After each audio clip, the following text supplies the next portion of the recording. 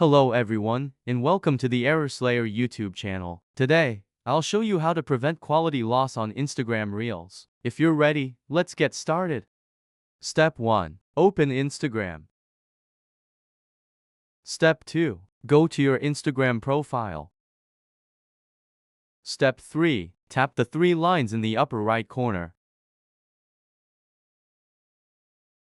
Scroll down a bit and find and tap the Data Usage and Media Quality tab.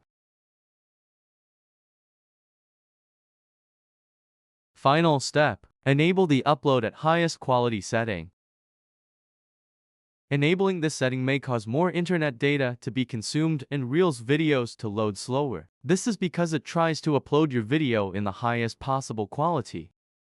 I hope this video on how to prevent quality loss on Instagram Reels was helpful. If it was, please don't forget to subscribe to my YouTube channel and like the video. Have a great day.